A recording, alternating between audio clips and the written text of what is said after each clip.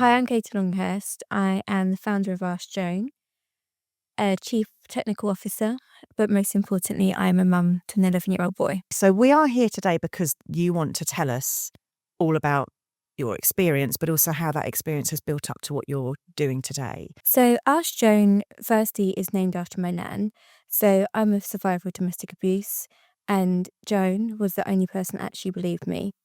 And it was founded from lived experience. My ex-perpetrator, I could understand his pattern of behaviour. So when I sensed tension, I used to say to him, let's sit down, let's talk about this. I'm going to make you a cup of tea. My background is solely IT engineering, smart buildings, tech, energy. And I went to work and I used to say to them, I wish there was something on the kettle. I wish I could call for help from my kettle. Smart energy is publicly available now. So I had the opportunity to create Joan, which enables a victim, survivor, escapist to call for help from any household appliance in their home by simply doing a toggle pattern. No app, no hardware, just a normal household appliance. I was a high-risk domestic abuse victim, so I had a red alert on my home, which meant if I dialed 999 and I couldn't actually speak, they would send a blue light response to me immediately. I had a panic alarm in my home. On most occasions, I was dependent on my neighbours hearing commotion actually calling the police on my behalf, because on several times, on 3 separate instances when I went to activate my panic alarms were on a 30-day recall cycle by the police. They hadn't renewed my panic alarm. And is that so? When you say panic alarm, I get this image in my head of like a cartoony big red button that says help. What was that like in your home? So the panic alarms come with a big blue box that you'll try to hide, but it's a significant size. Then I had a panic alarm that was hardwired to a big red button, like in your cartoon reference, that was behind my bed. And then I had one that was the size of a remote control that you could take around the house and activate. But when there was tension and hostility in the home, you were physically unable to activate that panic alarm because that would have increased your danger. So Joan is based on smart energy data. So how it works is we've developed multiple data models. I say multiple, thousands of data models to understand household appliances signatures within the home. We've coupled that with artificial intelligence so we can enable an escapist to activate a panic alarm without raising a word, pressing the big red button or call the police. How it works is you simply turn a household appliance on and off in a particular pattern, and our data models will detect that unusual surge in electricity and automatically send a text message, a push notification or call to your emergency contacts. So the pattern, the on-off pattern, is that something that you can do accidentally, or how's that work? So no, the pattern you wouldn't be able to do accidentally. So we spent the last 12 months designing different data models for energy consumptions, because originally when we first built Joan, I was convinced that I had a ghost because my tumble dryer had the same surges of on-off as the pattern that we created. So every time my washing went from washing to tumble, I would get a Ask Joan notification. So we've had to study and look at different appliances uses and consumptions so we can determine a pattern that is an unusual energy surge compared to your normal activity within your property.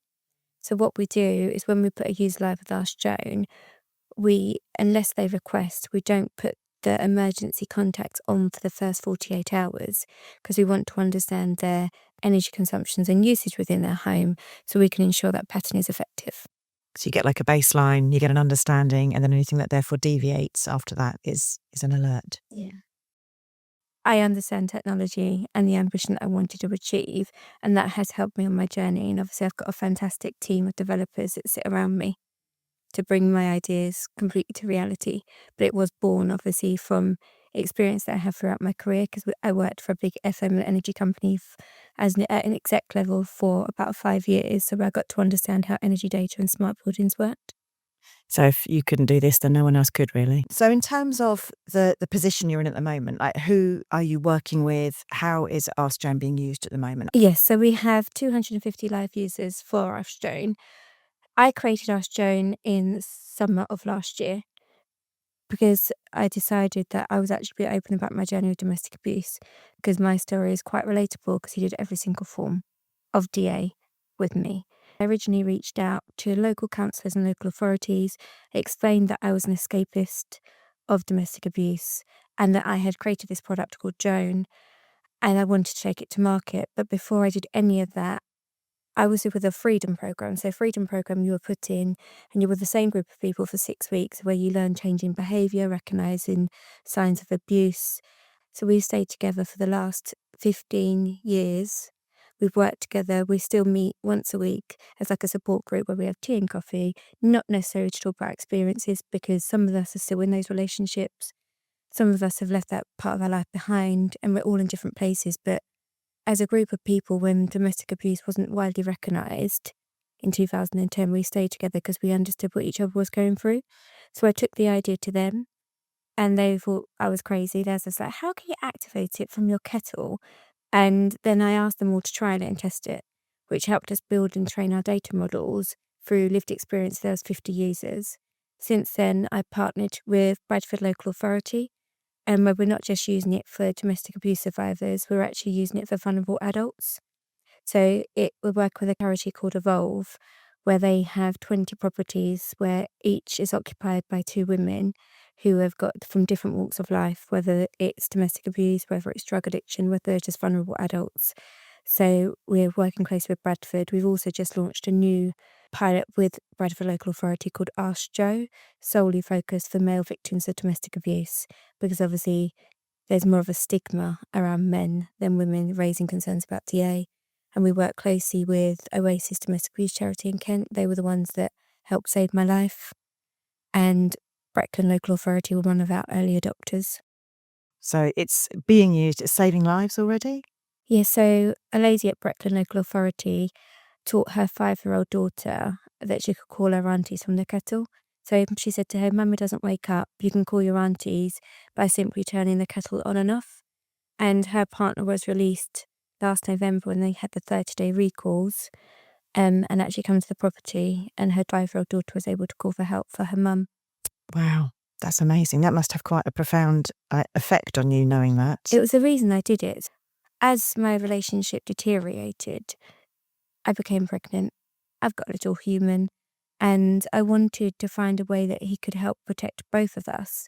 So he didn't have to access the phone. He didn't have to press a panic alarm. He knew that he could just activate it from any device. Now he's 11. He understands a bit more about what we went through and what is needed. But if he was like 4 or 5, I could have just said to him, if Mummy needs help, go and turn the kettle on and off. You rely on the phones. No one's got a home phone really anymore. A home phone, I don't even know what that is. But, that landline doesn't really exist for most homes. Mobiles are, locked down with thumbprints. So for, a young child to actually call for help, it's virtually impossible, isn't it? Yeah, and I think if you're in a highly controlled situation, so for me, when things escalated out of control, my son was 18 months old. So I used to pick him up from the childminder. He had an iPad to watch Peppa Pig on. Then as soon as I got through the door, my ex-partner would take my laptop, take my son's iPad, take my work tablet and take my phone. Was that like literally every time you got home? It was because he wanted to control the narrative and control the environment in the home. He wanted me to know that I was isolated without physically saying, I'm isolating you from the world. If you'd have known that you had that safety net, what difference would that have made to you then? So I had poor experience with the police where DA wasn't highly recognised, didn't understand gaslighting, coercive control, stalking and harassment. Everything was, oh, it's a domestic, you're in a relationship. So to have Joan at that time would have given me like a reassurance, that safety net, that I knew that I can go to my kitchen and I can continue my normal routine to try and manage that situation by saying, let's sit down, let's talk about it, let you tell me what I've done wrong and how I can manage that situation, manage your expectations and try and change. And I would have gone and made him a cup of tea. He wouldn't have noticed because that's what my pattern was when his behaviour would escalate. I'd have gone and made him a cup of tea. I would have turned it on and off in a particular pattern. And then a push notification would have been sent. At that point, I would have had it to my next door one neighbours who was also my friend, and she would have called the police. or she would have popped round and asked for sugar or something random because he was like Jekyll and Hyde. So Prince Charming in public, controlling behind doors. She had knocked on the door and said, "Oh, just popping in, have you got any sugar I can borrow?" Which seems really simple. That would have mitigated that situation. Or if she had heard loud noises or shouting, she would have called the police for me. So your support group were the first ones to actually start using it. And now it's hit about 250 live users. Where does it need to go next for you? For me, it needs to be adopted by local authorities or the police force. I think if you talk to survivors, majority of survivors will refuse to have a panic alarm installed in their home if they're still living with their perpetrator, because that adds risk to them. So I think it should be included within safety planning. When you're with a local authority under, for example, MARAC, they discuss your safety plan and they work with you to put a safety plan in place, whether it's a Ring doorbell, whether it's a panic alarm, whether it's a high risk alert on your home. And it would be really good to have Joan included within those safety plans. So that alert goes to the police if you're a high risk victim, or if not, the local authority can manage your risk if you're low or medium risk, but you know you've got that safety net there, that there's nothing that you're going to raise hostility in your home by pressing the big red button or picking up your phone. So how it's worked with the local authorities that are currently live, they've bought a bulk amount of licenses that they rotate to victims. So the aim is to get the person out of that situation. So you may have Joan for 3 months and then you alternate that license, which is how it's working at the moment, that they provide that safety net for survivors and they know that it's got an option. And because we've done it quite low cost, it should be accessible for all. The difficulties around how much people know about it and its visibility, for us to actually get the word out there in a way that people understand that they can use it, it's there, it's going to help save them without it becoming too well known. How do you balance that? I think that's the biggest problem that we faced. So we've partnered with charities. So Oasis Domestic Abuse Service in Kent have been absolutely phenomenal and a great support to us and me throughout my journey. And we've done it by contacting local authorities directly. They're not actually recognising what we're offering them.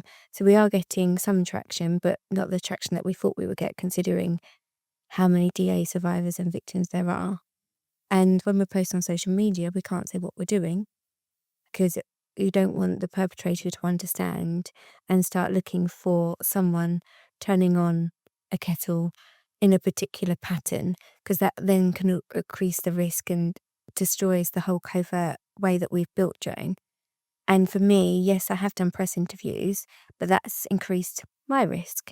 So when I'd done recent press interviews where my perpetrator was free, that escalated and I had nails put in my tyres, my car windows smashed. I had death threats from multiple different social media accounts. So I don't have social media publicly available, but I have social media for obviously Joan. And that just got swamped with over 100 death threats because I've spoken and that I was tarnishing his name. So it's managing that risk, because all I care about really is protecting others, but at the heart of it, I need to protect my son. Originally, Joe was a mobile app that sat on the phone, although it was in stealth mode. And I knew that wouldn't work because I had a tracker on my car, my house was bugged, and I had spyware on my phone. But I wanted to try and build and scale something. So the original feedback was, we can't have a mobile app on our phone, even if it's in stealth mode as a lifestyle app. So then we removed the mobile app and everything is now in the cloud. Then there was, because we're not an energy GCC, there was issues around validating that you are the right person at that address. So there was a problem with the onboarding process because you had to validate that it's you, energy account holder. So we had to look at that validation, but we partnered with a company called Chameleon Technologies, who are actually an energy DCC, and we've reviewed all of the SEC, which are the energy guidance, to see how we can protect the vulnerable and remove that onboarding process. And we've now managed to simplify the onboarding process, because I know in my circumstance, again, Joan wouldn't have been accessible for me, because although everything, like the house, was in my name, he slowly but surely removed all of the bills out of my name into his name. And he then took charge of all of my finances because he was planning for our future. He was looking after me. So I wouldn't have been in the position to validate that I lived at that address because I had nothing in my name. And then when my case escalated and I was moved to Northern Ireland under Paladin, I was given a pseudo identity. So again, there was nothing tying me to who I was at my property. But now we've obviously challenged the SEC processes. We've reviewed all of the guidance, all 156 pages of it, and pushed back and said, look, there has to be something that you can do, because how are you protecting vulnerable adults and children if you're asking them to identify themselves? So we've now simplified that onboarding process. So everything that was thrown as a challenge, we've now thankfully mitigated. All of our staff from Ask Joan are survivors of domestic abuse. One of our staff members was an IFA and ex-police, so his passion was supporting victims and survivors of domestic abuse. And I actually poached him from one of our pilot sites because he was so wonderful about helping us design the onboarding process, putting in the safety plans. And I knew that victims and survivors would call us for advice and support, and I wanted to ensure that we had DA specialists that could actually support them, because I've got lived experience. I don't understand safety planning and all the protocols that are involved to help protect someone in that situation. I know what I went through and what would have kept me safe, but all of the other staff are from lived experience. Either they've experienced domestic abuse firsthand with the perpetrator, or they've grown up in an environment that has been abusive. And how important is that to you in terms of building your team as you grow? I wanted to give survivors a second chance, because I think when you've been through an extremely controlling and abusive relationship, you lose your self-worth, you lose confidence in your abilities, and going back into the big wide world of work is absolutely terrifying. So I needed it to be a safe environment, and people can use their lived experience to help others and also help heal. How useful is it, do you think, that you've come from that place of lived experience? Do people really understand and appreciate that when they speak to you? Yeah, I think the big thing is there's so much in the press about tech abuse, and obviously I was subjected heavily for tech abuse. And they appreciate that I built it out of my own experience, where I've learned the hard way. I'm very open about my journey, and they can recognize the failings and they can use it as lessons learned for improvement. Before I built Joan, I did intensive market research around smart buildings, smart energy data. I reached out to multiple energy companies, but no one is doing what we're doing. And to me, that's completely and utterly insane. Because why has no one thought about doing what we're currently doing? But no, there's nothing out there like it. People still have other applications that are stored on their phone, or the traditional panic alarm, or a high risk alert on their home. Mm. And the fact that it's been built by somebody who has such an understanding of the situation makes it incredibly unique as well. Yeah, I think because it's been built out of lived experience and there's so much in the press around tech abuse, this is actually tech for good.